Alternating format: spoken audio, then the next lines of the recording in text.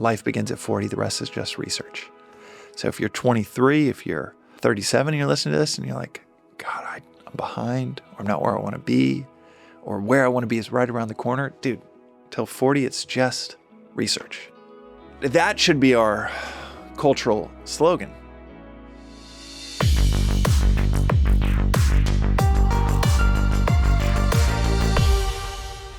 James Beshara, thank you very much for joining. Thank you, Jake, for having me. By the way, You brought me something? All right, amazing. Some Magic Mind gummies. Sample Magic Mind. These are they're caffeine-free. Should we eat them right now? Yeah, these are the caffeine-free version of Magic Mind. So I'm gonna start off with a little story. I had heard about Magic Mind through some old coworkers. They're so I eat all three right now? Eat all three, and just taste alone is worth it. But you're the first guest who's come on with a treat. You'll be dialed in all day. Yeah, the Magic Mind gummies just came out a few months ago. You take a Magic Mind shot in the morning, but right now it's about noon. Okay, so when I moved, gummies are where it's at. When I moved to Venice, it was about a year and a half ago. Actually, before I even moved in, I was here like looking for places, coming from New York.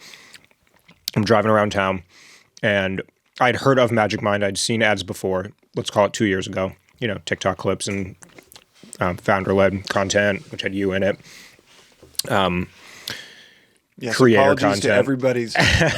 We get like 40, 50 million brand impressions a month, and the vast majority are my face. On your face? Instagram I mean, clearly feed. it's working. So very, very sorry for everybody that has to endure that. So I'm driving around town, and I pass Little Lunch coffee shop, and I see big sign Magic Mind out front. And for whatever reason, my brain registered that as like, oh, this is the Magic Mind coffee store. That's where they must be based. I didn't realize that it was actually Little Lunch, and they were advertising your product. But I was like, I've heard of Magic Mind. I keep seeing ads for it. What a cool neighborhood where like this fun little wellness product has their own store like right out in the center of town. So I pull over, go into Little Lunch, I drink some Magic Mind, and immediately I was like, I got to meet whoever started this company. Really awesome product. How come? What? Just the logo? So at the time I was becoming obsessed with matcha and had not been drinking coffee for years. Hadn't had coffee since I was like 18, 19, and just hurts my stomach, bothers my stomach. But I love coffee, and I love caffeine. Love caffeine. So I've always been like a tea, chai guy. And then I got really into matcha, I don't know, a couple years back, started to like study it, and a friend was like, we should totally start like a clean matcha, like quick shot brand. And I was like, love it. I'm not the guy to build any consumer packaged good, but like I'm into it. And then I see Magic Mind comes out. I was like, glad this thing exists.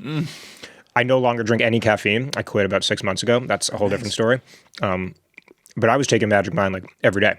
No way. Well, then it's good, fortuitous that I brought you the. I didn't even know you guys had gummies now that I stopped doing anything. But thank you so much for being here. Of course. And that's, I think people are waking up to a sensitivity to the things that we put in our bodies and totally at a rate that we've never been sensitive to and aware of. And it's you see that more and more of people just Googling how much caffeine is in a tall, like a small Starbucks. Totally. And being like, holy shit, that's huge. What I'm drinking every day. Like, and also everything else that's in it besides just the caffeine. That's right, yeah. So Magic Mind, our shot, has a bit of caffeine in it. It's matcha-based, but our gummies are not matcha-based. It's basically the functional side without the caffeine. Yep. Well, I'm curious to see how I'm going to feel in like 10 minutes, half hour. Like how long should I be expecting something to feel good? And we are launching this week Magic Mind Free and Magic Mind Max. So some people want it to be stronger, so we're launching Magic Mind Max, kind of like extra strength.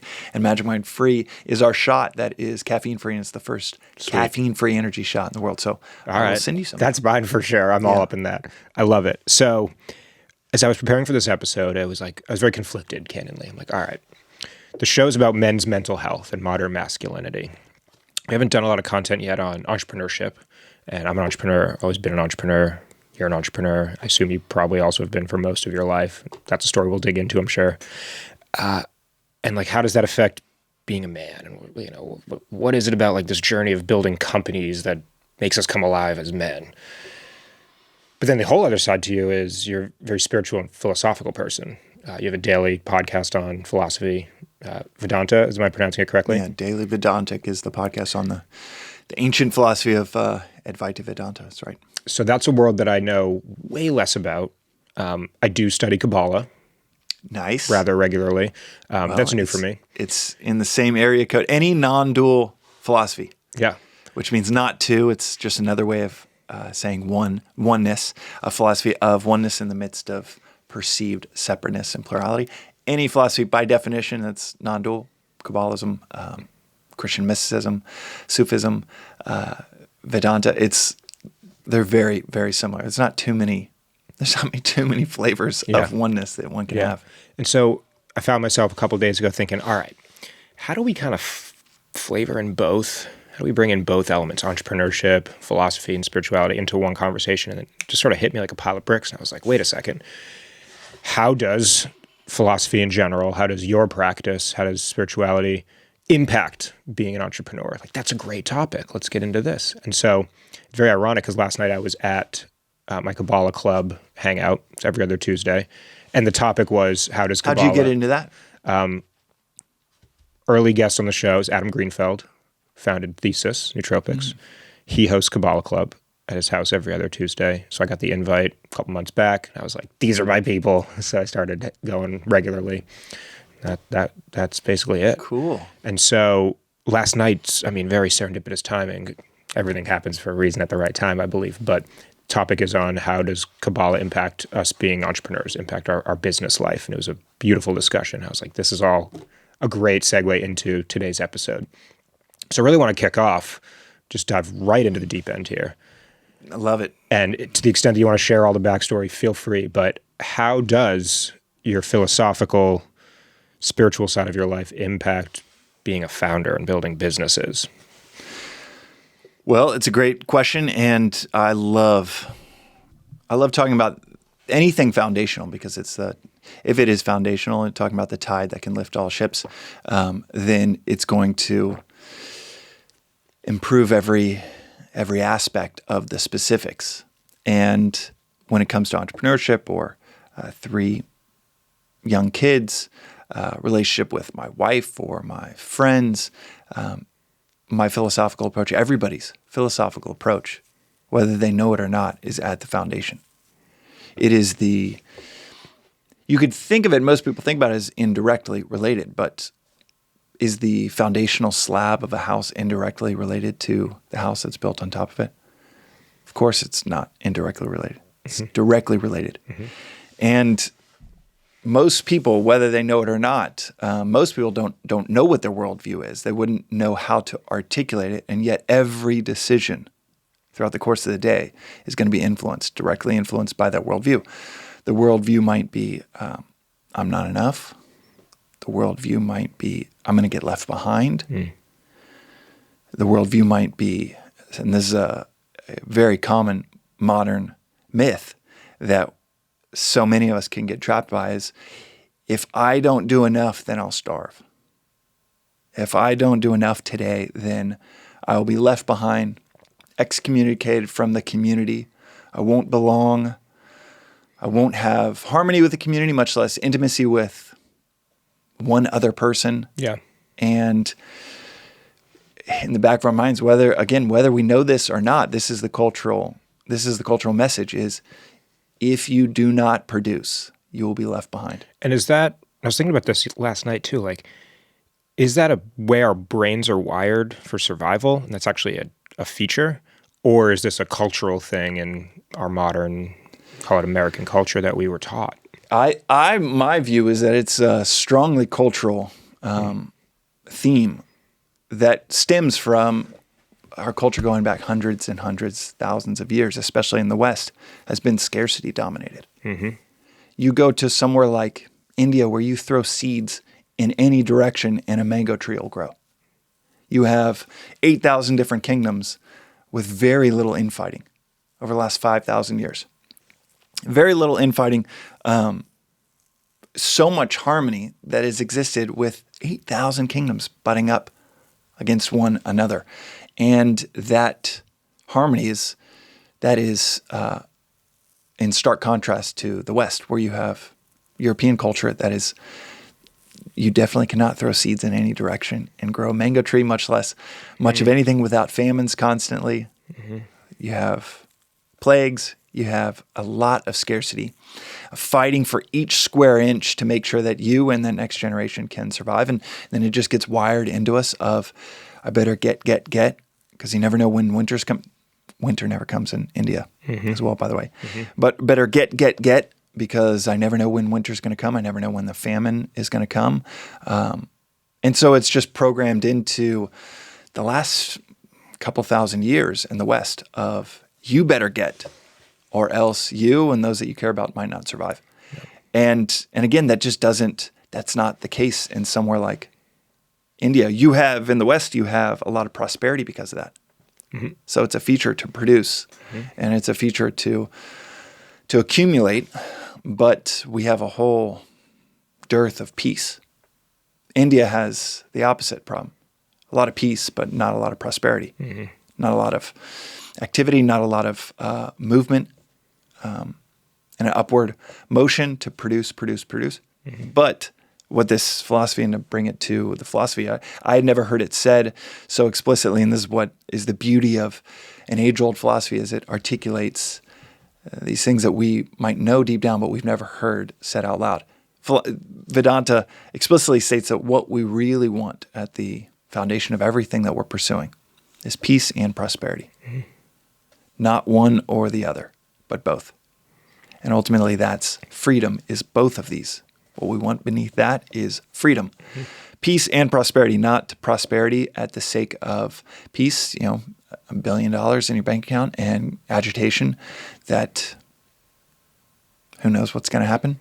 Agitation that you're going to get found out that you stole half of it.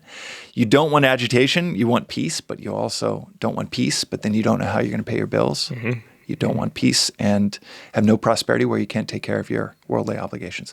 So that peace and prosperity, it is the rare 1 in 1,000 that knows that they want peace and prosperity and pursues both, because everybody else chooses one or the other, and sadly ends up quite unhappy because they only end up with one or the other. Let's talk timelines for a sec.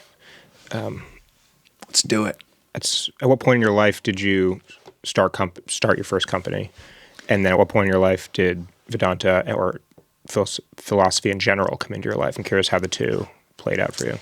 We grew up in a pretty philosophical household. I was raised, the youngest of 5, raised Roman Catholic, but there were books on Buddhism around the house, books on Taoism around the house. Our dad taught us to meditate when we were 8 years old, taught me at 8. Cool. And it was not a true meditation practice. It was transcendental meditation. It was a classical practice, but it was for better focus, better athletic performance. Emotional regulation as an 8-year-old. Yeah, it was basically just... Very special. That's really cool. It was very cool because it did open my mind. My dad has meditated since he was like 26. So however long that is, 50 years. So we were the family with a dad that would go out at about 2 p.m. every day while we're playing with friends, or on a Saturday having a sleepover, and you just have to explain why your dad's going outside and it looks like he's taking a nap, but he's not. And I didn't think too much of it. It's just kind of this quirky thing. But when I look back, I'm like, wow, that's radical that a guy in Dallas, Texas in the 90s was teaching his kids to meditate at that young age. And then the philosophical books around the house. I remember there was a book on Descartes on the toilet, like in the little back of the toilet, that I remember reading when I was like 14, and then talking about Descartes, saying it Descartes to one of my brothers, and him laughing and being like, it's pronounced Descartes. So that was another one of those examples where I just thought it was normal. And then by the time I was like 25, 26, realized getting corrected on how to pronounce Descartes at 14 by an older brother is not too normal. So I was very fortunate in that regard. But then when I was starting, and to answer the entrepreneurship question, I'm a 4th generation entrepreneur. So great-grandfather, grandfather, father, and myself all starting businesses. So it's very much in our blood. And that's, I I think that is two things that I think quite a lot about within entrepreneurship that is rarely discussed. Yo-Yo Ma has this quote that it takes 3 generations to produce a world-class musician. And we never hear that in entrepreneurship. I've never heard that at all. We rarely hear that in creating in anything in the West. And talk about a timeline. What brilliant. Wisdom is the capacity, in Vedanta there's this quote that wisdom is the capacity to see the end in the beginning. And by the way, this philosophy it's not just foundational to my entrepreneurial journey. It is the philosophy of the future. It's the philosophy of the past. It's the oldest in terms of continuous study. It's the oldest philosophy in the world. It's the philosophy of the past. It's going to be the philosophy of the future. It is so friggin' practical, so helpful. But some of these things that are helpful is, like I touched on, articulating things that you felt or that I've felt and I never heard said explicitly, like wisdom is the capacity to see the end in the beginning. Just so crazy cool. But this long-term view of, okay, a world-class musician. If I want to create a world-class musician in my family, or for my neighborhood, but you might not have influence on other people's kids. It won't be, if you're starting from scratch, it's not going to be me. It's not going to be my child. It'll be their child. That's just so brilliant. But he said that, and that sounds, obviously, that's not going to be like kumbaya language for people that are, they've never started anything. They're 33 and they work at Google and they're thinking about starting something and their family has never started anything. It's not kumbaya language. So it's not going to be that. It's not going to have a warm reception. But man, the truth, one, rarely does, and two, it's just so much more fun to talk about the truth. I think that is a brilliant way to describe entrepreneurship. And what goes through my mind when I say those things are, when I was like 10, our dad is talking about. We would talk about why Herb Kelleher was the company he runs is an executive search firm. So we would talk about what makes a great CEO. We didn't talk too much about like what makes Troy Aikman great as a Dallas Cowboy. It would be about what makes Herb Kelleher, the founder CEO of Southwest Airlines, such a great CEO. I remember asking my brother what makes the great CEOs that he works with. He works in investment banking. And by the way, his answer was the objectivity. That CEOs that just get so locked into what they had said before, what they had already delivered to shareholders in some meeting. It's just, Jeff Bezos has a great quote on this that really maps that. He said this in some meeting or he was caught the next day after changing his mind on something, and someone said, dude, we just sent out the email announcing this decision yesterday. He said, our commitment should be to truth, not to consistency. And so these are the conversations, whether it's with my brother, whether it's with my dad talking about CEOs. These are the conversations at 10, 15, at 20 that we'd have in the household.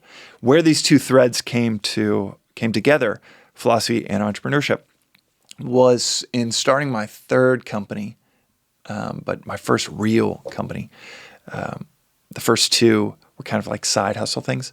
Starting my first real company, I was about 6 years in. It was in Silicon Valley. We had raised $70-something million for it. It was not going well.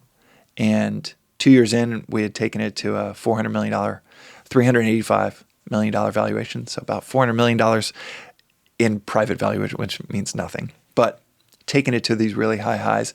And about 4 years later, I'd sell it in a fire sale to Airbnb, and for a fraction of what we had built it to, just a few years in.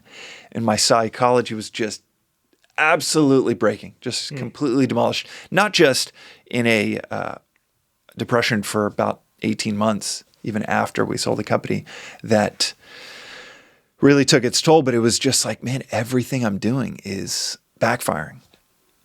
And I mentioned this on my philosophy podcast, that it was like I feel like I would press the pedal forward and the car would go in reverse. And what a beautiful way to describe entrepreneurship. And it was like, man, everything I'm doing is not working. This playbook that I'm using. And Jake, I was reading every book I had started reading Jim Collins when I was like 15, 16 years old. I'm so thankful for that experience because it is, had we succeeded, a lot of people in the startup realm can succeed in spite of not knowing exactly what they're doing, just being the right wave at the right time, and it carry them into some acquisition, and then they're able to, we turned down an acquisition from Eventbrite that had we taken it about 2 years in, we would have just, everyone would have patted us on the backs like we were geniuses. And I'm so thankful that no one patted us on our backs. There's this quote that the gods so never ruin a life, then heaped praise early. Like you ruin lives when everybody's praising you at an early age. Mm-hmm. So I'm so thankful for that experience. But man, that was when I was like, I got to find out. I need a up-leveled psychological approach, because this worldview that I had, which was the more ambition, the better. This worldview of like, how can I construct a company that's really an instrument for ego engineering, for financial engineering? How can I take a shortcut to success, admiration, influence, name, fame, all of these things? It was a terrible, terrible psychology and worldview to get people around you to rally behind a cause. It's a terrible worldview to approach anything, to approach a marathon. It's going to be terrible, much less a 6-year journey of building a company. Mm-hmm. What happened next? So I was cruising YouTube, and how old were you at the time? 26, about 26, 27. Okay. By the way, incredible success in your early 20s to build a company that big. It was, it was also like in that era of like Silicon Valley, young founders. So you were in it. Yes, very much in it. And yeah, beautiful, beautiful mess. Like it was, I wouldn't trade it for the world. And so I was cruising through YouTube. YouTube's phenomenal for learning, for its recommendation engine is unmatched by anything else to serve you up more of what you're interested in. And it's so phenomenal for learning. And I wasn't intentionally using it in this way. I never do. And yet it's just the things that you're interested in end up becoming, dominate the algorithm. And you end up learning quite a bit. YouTube is maybe that and AI are the two modern miracles where I would take that over 5,000 loaves of bread all day long. True miracles. True, absolute. I mean, podcasts, I'd put podcasts in that as well. Absolute miracles that 50 years ago, if we were just in a different time, anything we're talking about right here would get 5 minutes maybe once a year on a nightly news program. And yet if someone's interested in entrepreneurship and philosophy, then they get to hear about it for 45 minutes.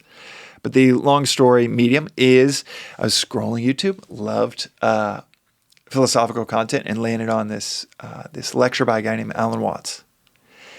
And beautiful melodic, so this is 12 years ago, maybe 13 years ago, and beautiful melodic British accent. And Ram Dass, another philosopher, described him as the most articulate, erudite human that he had ever come across. So the most well-read and the most articulate. It's one hell of a combo. Mm-hmm. Human that he had ever come across. And Ram Dass was a Harvard-trained psychologist. So high praise. And I think that's the best way to describe this philosopher that I came across. He was more of a journalist than he was a philosophical practitioner. He would cover, like he would call himself a philosophical entertainer, cover all these different philosophies. And I just found it so, but primarily based in Eastern philosophy, even though he was an Episcopalian priest earlier in his life. He had thousands of hours of recorded lectures. I just started to chew them up one at a time, listening 2 or 3 hours a day. And it became this, it basically pacified my mind each day and reoriented me from me separate from the world in some adversarial Western view of I need to conquer the world, because the world, and again, we're products of our environment. In the West, it really is. Like, if you do not conquer it, that brutal winter is going to I mean, you went to school in Colorado. That brutal winter will kill you.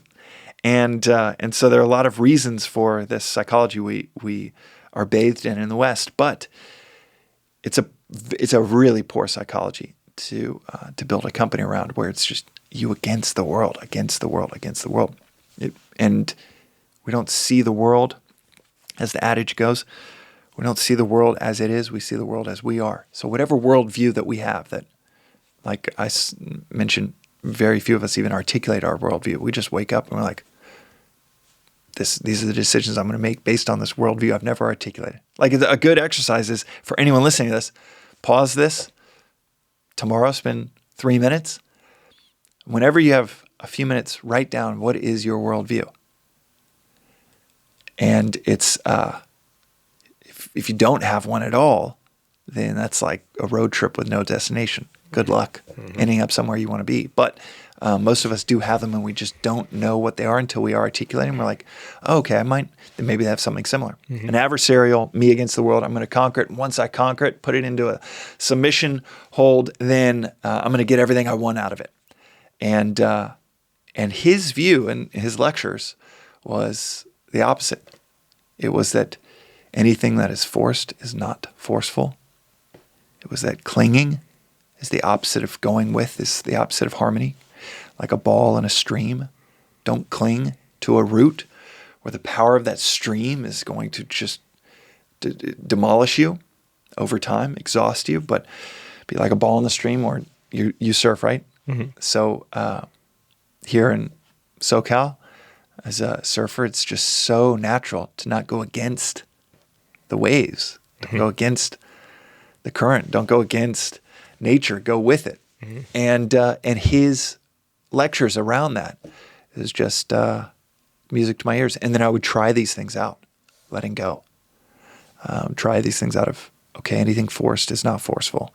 And anything I try to force through the team might backfire, cuts off their agency, and you get a counterfeit yes, where they say yes, but they don't really pour themselves into it with all of their talent and skill. So I tried it out. I was like, man, this stuff is working. And he would never say what he was. And then the last year of his life, 3 years into listening to him all the time, him and Ram Dass, and recognizing that, oh my God, I've heard these voices before. About a year in, I was like, I wonder if my dad ever listened to these, because he was always listening to spiritual stuff. And when we were like 8, 9, 10, he would listen to Alan Watts, Ram Dass in the car. And I would always tell him to turn the stuff off, play music. This is so boring. And then it was the balm, the solve for the depths of my despair in my 20s. So funny. So then the last year that he died, he was in an interview, and the interviewer asked, and he would never say what he was, and he was asked, "What's your primary influence at this point in your life?" And I was like, he's going to dodge this question, and he mentioned this philosophy, Advaita Vedanta. And I was like, Advaita what? I hear him talk about Zen. This is Alan Watts' answer. Yeah, this is Alan Watts. Yeah. So I hear him talk about Zen, Taoism, Tibetan Buddhism, Christianity, but I'd never heard him talk about this Advaita Vedanta. And then I was like, okay, well, if that's where he ends up 30 years into the journey, I kind of want to see what that is all about. Spend a few months going deep into that philosophy, and that was 10 years ago.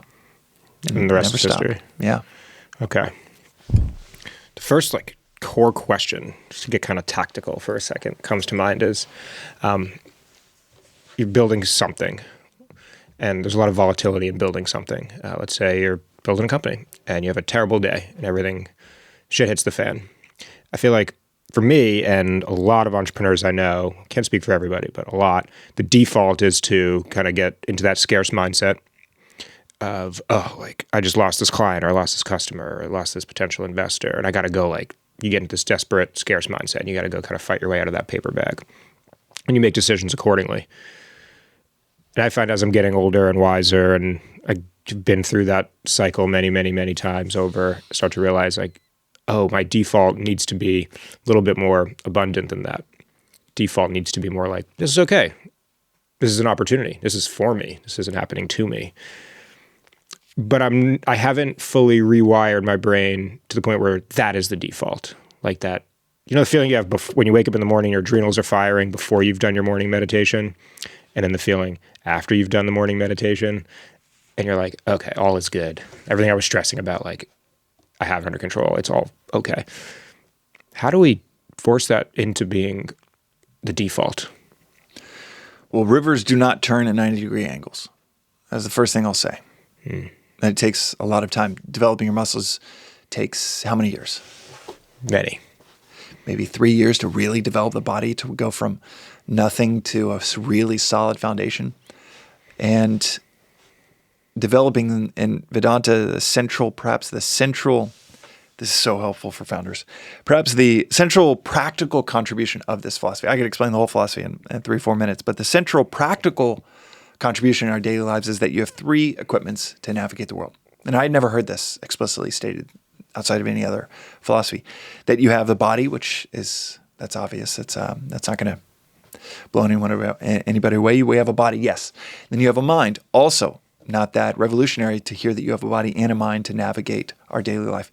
But Vedanta goes a step further and says you also have an intellect, another internal equipment. You have a mind and an intellect to guide you, to navigate our daily lives. The intellect is the capacity to discern, to decide, to judge. It is the analytical capacity to say, oh, this is better in the end than this, eating 10 scoops of ice cream right now, having 10 drinks at the company party. Maybe I shouldn't do that. That's the discerning capacity within us. That's the intellect. The mind is, which we all lean on, use, and many of us are dominated by, is our emotions, our likes, our dislikes, our preferences. Ice cream tastes really good right now. Ice cream tastes really good, and I would like one more. Yeah. I'm going to shut off the capacity to see the end in the beginning, but I'm going to have another drink. Man, this company party is really fun. I'm going to have another drink, and before you know it, you pissed on the co-founder's cat, and you have no idea. That happened to one of my friends, by the way. And shout out Kyle. And you don't realize, and he was obviously fired, you don't realize that your intellect, if it is developed, can step in at any moment and say, oh, wait, actually, no, what I really want is not to have a 4th or 5th or 6th drink. I'm going to stop at 3 drinks at the corporate party. Because what I really want is a flourishing career. What I really want is my coworkers and team members to think that I'm reliable. That is the intellect. And it's nascent within all of us. But if you develop it, and it requires daily practice, daily study, reflection on Vedanta is very much a philosophy of the words of the masters. So daily study, reflection could be 15 minutes on St. Augustine. It could be daily study on the Psalms, if it's Kabbalist. It could be the daily study on Rumi, if it's Sufist.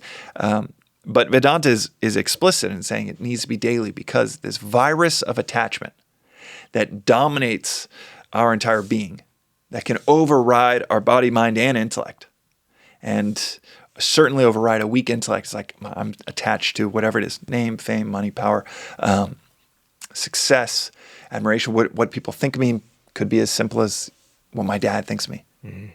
Dominated by that attachment. What is my it's never been good enough for a parent, or I'm dominated by this attachment. I want to find love, and it's going to be through a woman or a man, and I'm going to find that spouse through success and really flashy, shiny objects to get their attention. So I need to get the shiniest objects possible. And that stems from a deep-seated attachment to something that might be indirectly 1, 2, 3 degrees removed from, I got to make that quota so I can get that money so that I can buy that car. But it's attachment nonetheless. And that attachment is a virus that we all can catch in a coffee with a friend, in a lunch for an hour with a friend where they mention that, we so-and-so and we just bought a house. And you went from leaning on higher ideals to, fuck, they just bought a house? Dude, they're only 30. They're married. They have a house. I'm single. And you are completely thrown off your game. No longer focused on any higher ideals, and you're focused on yourself. And that virus like I said, there's no cure for it. It is a virus, and it requires a daily study reflection as the inoculation. And that daily study reflection ends up developing the intellect. And that intellect gets stronger and stronger and stronger to where it could be 3 weeks into developing your intellect. And a great book to start with is it's from the founder of the ashram that I study with, and maybe the top 5 proponent of this philosophy living in the world. Almost 100 years. He's 97 years old now. And his book from 30, 40 years ago, Vedanta Treatise, written in plain English. If I could give anything, if people take anything away from this conversation, it's this friggin' book will change. It will make it so simple to understand what you're doing and what you want, like that outline of peace and prosperity. Most people, I'd say 99 out of 100 will hear that. What we want deep down is peace and prosperity, not one for the other. That'll be the first time that they've ever heard an articulation that they hear and instantly say, that is what I want. First time that they'll ever have heard it put into words. That's what this whole book is, basically putting your whole life into very simple, plain English words and structure. That development of the intellect is through that daily study, through that daily inoculation, and then you end up in a place where, all right, everything that I'm doing can come from a place of seeing the end in the beginning. Entrepreneurship, relationships, and that lunch with a friend where something goes sideways. You smile, but you're like, wait, what? You got a girlfriend now? Yeah. And you recognize, you see that for what it is. Like, oh, I'm attached. Why did that agitate me? Yeah. Oh, because I'm attached to finding that. They have it. Now I feel like I'm even more left behind. But that intellect takes a long time to develop. So do not think that it can be done over 2-3 days, or it's something you hear or you read, it stops you in your tracks on Instagram, and boom, you're forever changed. It's more like, okay, Jake asked this great question, and this is a great question of how do you handle the volatility? How do you handle the volatility of 5-foot waves? And quite literally, I'll just ask you, how do you handle the volatility of 5-foot waves? This is why I love surfing as a metaphor for everything. But my answer is, well, there was a time where a 1-foot wave was too big for me. And it was intimidating, and it hurt, and it was scary. And then you just keep showing up, keep paddling out. And next thing you know, those 1-foot waves aren't very big. But the 2-foot waves are kind of big and scary. You get the idea. And so there was a time where I was very comfortable on 4-foot waves, but 5-foot waves were pretty scary. But then you start to remember, wait, this is how I felt at 1 and 2 and 3 and 4. So now I can, instead of living in the fear of how big the 5-foot waves are, why don't I live in the confidence that pretty soon the 5-foot waves are going to be no big deal and the 6-foot waves are going to be scary?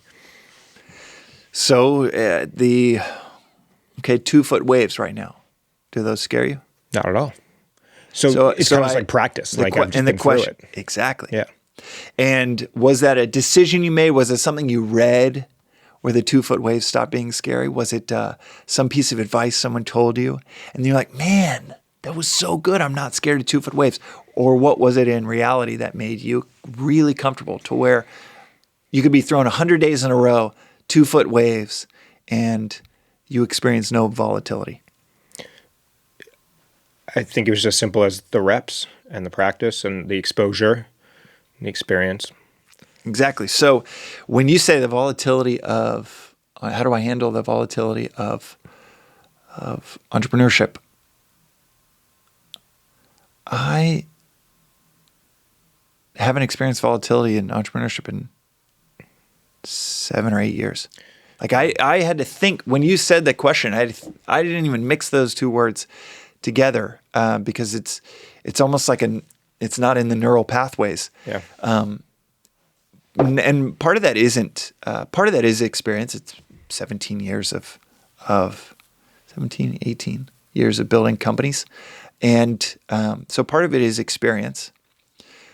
And I tell founders this all the time, get your first startup out of the way. Yeah. Just get it out of the way. Yeah. It's like get your first session at, if you're going to surf Malibu First Point or something gnarly, and it's your first 5-foot wave, 8-foot wave session. It's just like, get it out of the way. It's exposure therapy. Yeah. Get it out of the way. If it goes well, God bless you. If it doesn't, you will get a PhD in life, in business, and yourself. You'll get a triple PhD.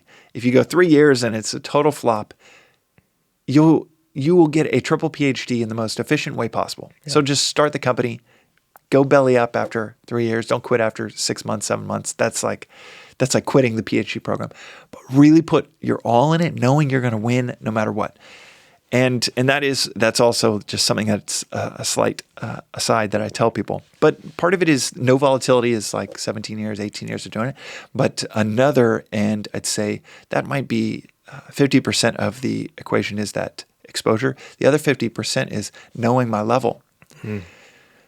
I will surf Malibu First Point and have a blast, or try to in the midst of 150 people. But I'm not going to go surf Mavericks. Right. My first startup, and this is the sad thing with startups, is we get advice from people that don't know jack about startups.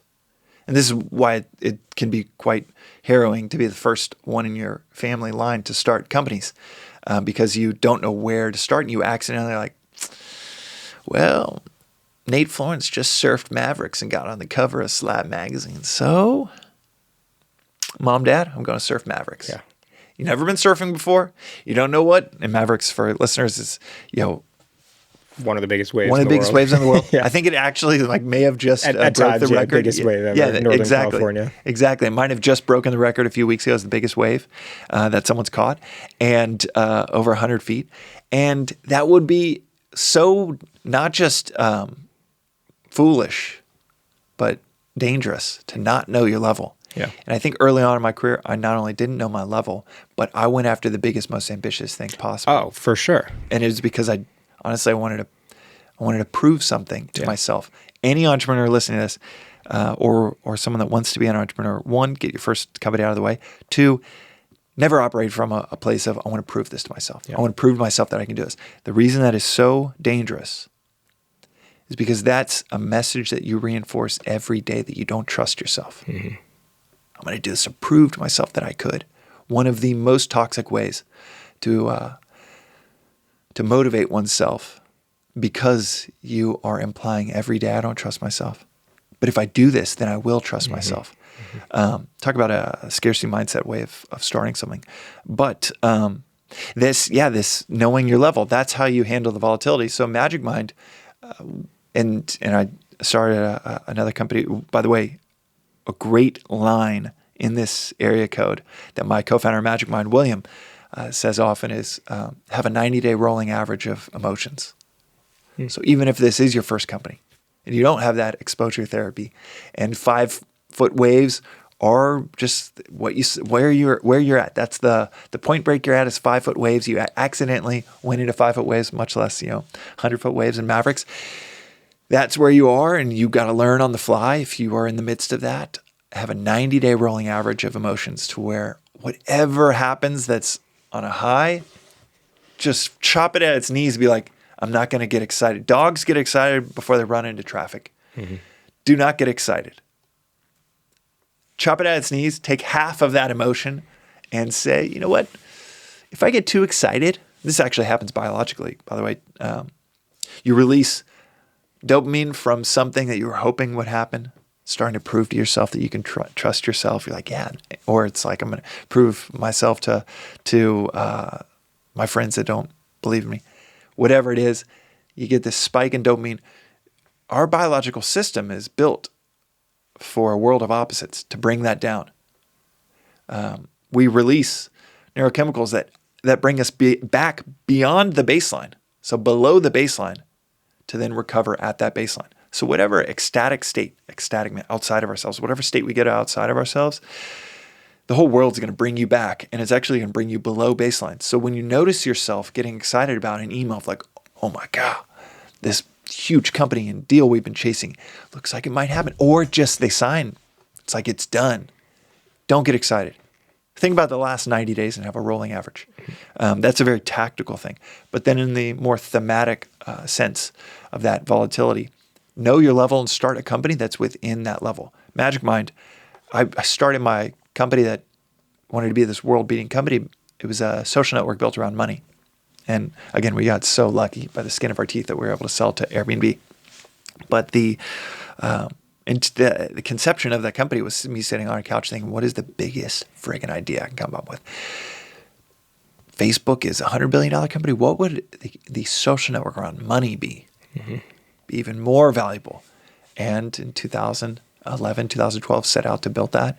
And it was basically just concepting. Instead of solving a problem that I had, instead of solving a problem that people around me were dealing with, it was just like, how do I build a bigger company? Yeah. How do I ride a bigger wave than the best surfers in the world? And I had no idea how to surf. It's really funny you bring this up, and I'm kind of, this is what my third real company, the one I run now, that I've actually started. But I've started a bunch of little projects, a lot of MVPs that didn't make it anywhere, but this is the third real company.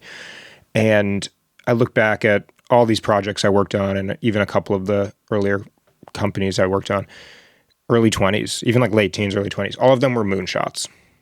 They were all I am going to change the world.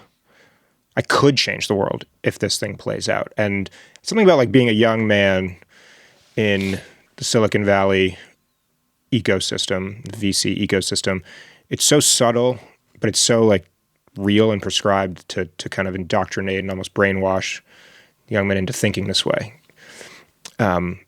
I don't know if it's that. What do you think was the base motivation below that, below wanting to change the world? For me, absolutely the element of I need to prove to myself that I can do this. I need to prove to my parents and my friends in high school that made fun of me back in the day, and these girls that wouldn't sleep with me in college, and literally everyone out around me, that I was amazing. I was worthy of changing the world. Because and the whole marketing campaign around this era was Mark Zuckerberg was 18 years old at Harvard, and he built a $100 billion company from his dorm room in Birkenstocks. And then Evan Spiegel, Snapchat was 20-something years old. And there were all these stories. And I was well, I'm 1 degree removed from these guys. I can do it. They're no smarter than me. They just they did it. So I'm going to go do it. And it's so funny because during all that time, I'm so focused on building these moonshots. Yet friends, random people in the market would come to me asking for my help on things that I felt patronized by. Hey, Jake, can you help me build this website? Mm-hmm. Jake, can you help me make some content for my Instagram account? Things that I was I'm not going to waste my life designing websites. I'm not going to waste my life making video content for companies. That's not going to change the world. So similar to me. My first quote unquote company was building WordPress sites. For people and designing websites. By the way, we already remarked off camera, great taste in patterns, very cool pattern shirt, and Caton hats. I love Caton Surf Company. Those hats are the best. We seem to be wired very similarly, especially from that design or entrepreneurial tech bent. And it's really funny because I look back and I feel I spent the majority of my late teen years and 20s pushing away what the world clearly the thing in me that the world saw value in, but I wanted the world to see value in me in a different area, see me valuable in a different way. This being moonshot things, disrupting this industry and completely innovating in how we view video. It was a whole thing. And then none of those companies worked. And then finally one day it was just you know what? I'm in between things. I could use some side work. I'll help a friend with a website, or I'll help a friend with making some video content. And so then another friend needs help. Okay, I'll do it. Next thing I know, I'm I could actually maybe build a business around this. And now it's the first 7-figure business that took off. So important for anyone listening to this, entrepreneur or not, is what is the world asking of you that you're not listening to? Yeah. This gets to one of core tenets within Vedanta of your Swadharma, your nature. Swadharma, which means your nature. Your essential nature. What are you wired for? And this will usually be something that you're overlooking. That Carl Jung, who's studied Vedanta daily, and so much of his work comes from this philosophy that his concept of individuation is very much like this. By the way, great line from Jung is life begins at 40, the rest is just research. So if you're 23, if you're 37 and you're listening to this and you're like, God, I'm behind, or I'm not where I want to be, or where I want to be is right around the corner, dude, till 40, it's just research. That should be our cultural slogan. And then if you find it at 29, because you're able to go 22 to 29 exploring instead of 23, in your example of feeling like, I got to take over the world, I got to plant my flag, establish my place, because this other guy did it at 18 in Birkenstocks. It's, I totally know that feeling. Feeling like it's 26, 27. Man, when I started Mastermind at 30, 32, 32-ish, I remember feeling like I'm a little bit older in the entrepreneurial game. It's like being a little bit older in the surfing lineup. It didn't bother me, but I was like, I'm not sprung. I'm not a little spring chicken anymore. But what you're getting at is so important of just this concept and Jung's concept of individuation. To explain that a little bit is, and its tie into Swadharma, your nature. It very much gets into what is the world asking of you? What are the people around you asking of you that you're not listening to? Mm-hmm. This is also worth 5 minutes. That might change your life for the better for 50 years, 5 minutes, just carving out pen and paper. What are the things that the world's asking me? Yeah. And then to get almost like that I'm not aggressive about it, it's like, so now I run this business and I built a whole company and brand and process around things that have just always been easy for me. And so then when people either give me pushback or they ask questions about the process, it feels very patronizing. Imagine a doctor who's like, their whole life, this stuff just came easy to them. And their patient comes into the office and is like, I'm experiencing this weird pain in my chest. Like, can you explain to me what's going on? And the doctor was like, it's no big deal. Like, relax. It's just fine. Like, you don't even know what you're talking about. Like, I know what I'm talking about. This is no big deal. Trust me. You'd be like, fuck that doctor. Mm-hmm. So now this journey is all about learning, how do you take this thing that's so easy and natural to you that feels almost like below you, and recognize that the rest of the world, it's actually very novel and very complex and very complicated and very unknown to them, and make them feel really good and warm and welcome as you explain stuff to them. And the lesson I take from that is like, okay, you want to start a business, find the thing that almost like comes easy to you. Like your little talent. It could be anything, crocheting, making cookies, babysitting, and then learn how to make it the most inviting and warm and incredible process and system and product the world has ever seen. And like, that's what makes a $1 billion world-changing business, not this like new algorithm that no one's ever seen before, even most of the time. Well, even more than $1 billion business, it creates a life of doing the thing that you yourself find so effortless, that you're able to put in the 10,000, 20,000, 40,000 hours. And it's like we have this group that meets every Friday and once a month. It's a large group called Venice Vedanta Club. And the Venice Vedanta Club, it's one of the members of the club, when we were talking about Swadharma, was saying that, and by the way, this philosophical approach, it's not a coincidence that you joined a philosophy club, that there's this other philosophy club, Venice Vedanta Club, that there's this thirst for what is, we're kind of tired of what's the brand new thing every 90 days, every 6 months, brand new thing. What is the timeless thing that has not gone, that has lasted longer than any human organization, longer than any empire, something that like helps you make sense of this weird, challenging experience we call life, and has lasted longer than any other concept that humans have come up with. And within this club, one of the members, Prague, he found this quote to describe finding and leaning into our nature as what is the thing, and a great question to ask ourselves is, what is the thing that you would do where the only reward is that you got to do more of it? Now that might be in your zone of competency where you're just like, oh, this is so effortless, this is so easy.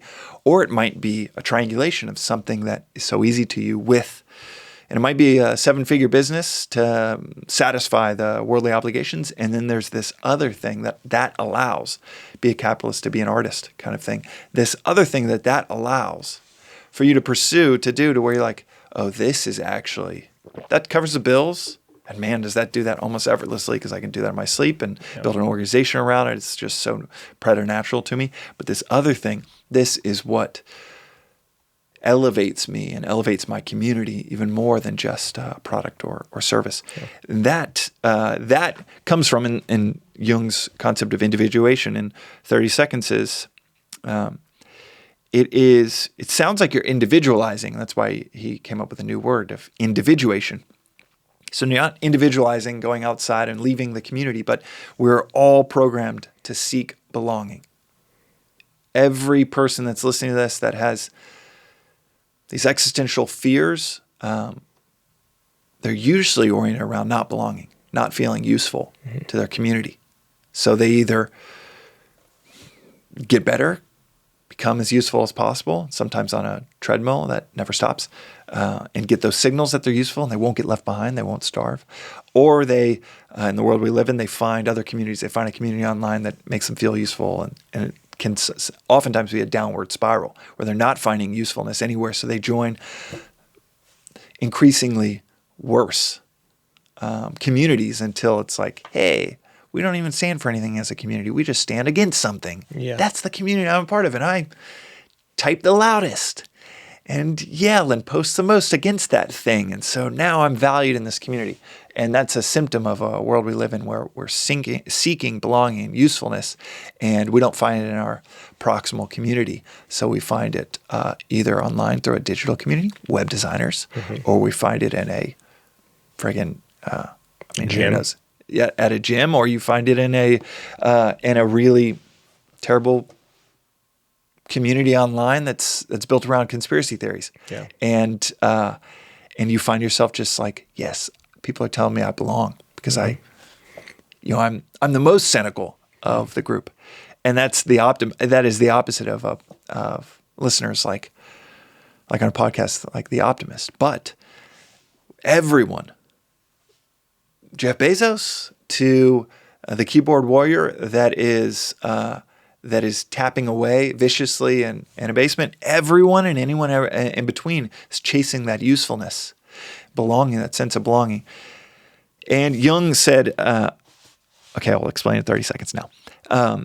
He said that we chase it almost like 200 years ago in a village. You see people revering the doctor. So you're 21, 22, you try to be the doctor. Try to be the doctor because there's prestige. People revere the doctor, admire it. You want to belong. You see that everyone agrees that the doctor belongs. You try to be that.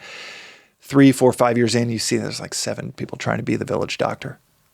You're not that good at it. You're not cut out for it. Then 4 or 5 years in, you just have a conversation with yourself. 27, 28, 29, you're like, I'm not going to be the village doctor. And even if it was, there's going to be 6 of us, and it's not going to be like the last generation where there's one that was super revered. But I like working with, and you're like, fine, F it. I'm just not going to be the doctor. You wallow a little bit. And then you're like, well, I like working with metal.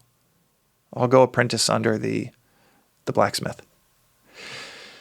Like working with metal, it's pretty effortless to you. It's kind of something that you always liked when you're 6, 7, 8 years old, but there wasn't that much prestige around it. And then you're 4, 5, 7 years into apprenticeship, and you are a freak of nature working with metal. You're not just the apprentice, but even the one you're apprenticing under is like, good God, Jake, you're a natural at this. Before you know it, 10 years in, the entire community, you don't just belong, but the community will never let you go. You're loved like the doctor. And that's individuation. A surrender into what you're wired for, into your swadharma, and a service to your community. And there's a really important second part. It's not just swadharma of like, dude, I can wail on the guitar, so I'm going to surrender into my natural wiring, and I can't wait to get 50,000 people screaming my name, and it's back into ego engineering. That is half of the equation, is your nature. And then it's nature itself. It's a marriage between your nature and nature itself. Nature rewards service. Mm-hmm. Belonging is built on service. You may or may not have 50,000 people screaming your name, but you get there by surrendering into your nature and then saying, okay, this is my service. to the world. And 15 years later, 25 years later, maybe it's 50,000 people screaming your name, but it was not, I'm going to do this until 50,000 people scream my name. You can do that, and you might even get to 50,000 people, but it will eat you up. Mm-hmm. You will turn to whatever drug to pacify all of the agitation of that. I'm going to submit the world into my stranglehold. I'm going to get what I'm going to view everyone as instruments to what I want. This is also, if you're building a 5-person company, this is a very quick way to maybe get some short-term results. But then everybody knows it. Everyone knows, damn, so-and-so's like crazy selfish, super self-oriented. Just building this out for their own ego, for their own admiration, even if they use all the Machiavellian words of like, we have this mission as a company. Make your mission your customer's mission. F your mission. Make your mission your customer's mission. Surrender into your natural wiring, into nature itself, that harmony of what you can provide, that service, and you'll be like an albatross that is surrendering from one flap of its wings.